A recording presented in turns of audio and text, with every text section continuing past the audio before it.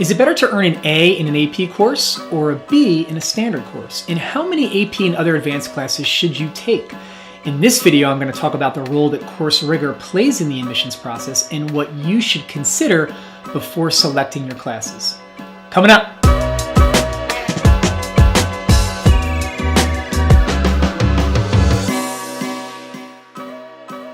Hey everybody, Andrew here with College Transitions. On this channel, we provide tips and strategies that help you navigate the college search and application process, as well as advice on how to build a competitive college admissions profile, for example, by choosing an appropriately rigorous course load, which is what I'll be talking about today. So if you're new here, consider subscribing, and at any point during the video, feel free to check out links in the description below to review blogs and other information related to this video's topic, which again is about the importance of AP and other advanced classes. So let's get started.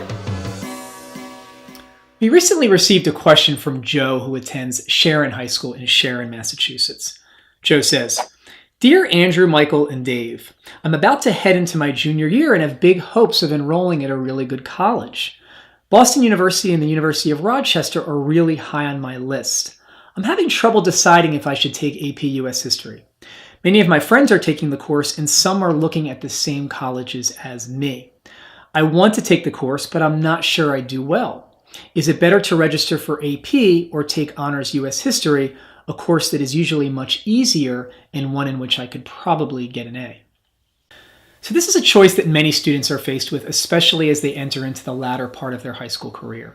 Should they take an AP course and risk earning a lower than desired grade, or should they take a less rigorous course where the chances of earning an A are actually much higher?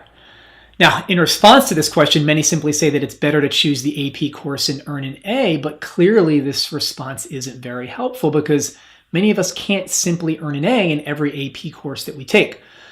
So as a general rule, we advise that our students take the AP course if they believe they can earn a B, preferably a B+ or higher. The rigor of one's courses is critically important to an applicant's prospects, particularly if they're applying to very competitive schools like a BU or a Rochester, the schools that Joe mentioned in his email. So a B in an AP course can and often does look better than an A in an honors or on-level class. However, there are other things that we need to know about you, Joe, before providing a definitive recommendation. For example, how many other AP courses are you taking?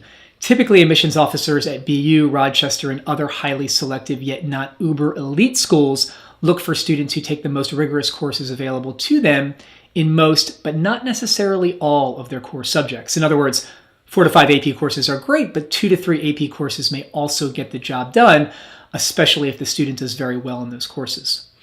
Another thing we want to know about you, Joe, is what are your interests? What major or general subject area do you want to pursue as a college student? If you're intent on majoring in a STEM-related field, enrolling in AP History may not be as important as enrolling in AP Calc or AP Physics.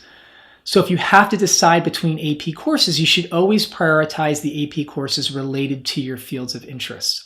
For example, an aspiring political scientist or historian who plans on applying to highly selective colleges but decides against taking AP US History may raise some red flags, but this likely isn't the case for someone who wishes to pursue math or the sciences. So in sum, 3 questions to consider before deciding whether to take an AP course. First, are you able to earn a B or higher?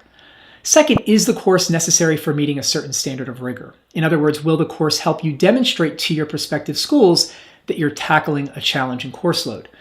And third, is the course at least somewhat related to the subject areas you may wish to pursue in college? If the answer to all 3 of these questions is yes, then Joe, you should probably go with the AP course. Thanks everybody for listening. We'll see you next time. If you want to learn more about the college admissions process, please follow us on social media or visit us at collegetransitions.com.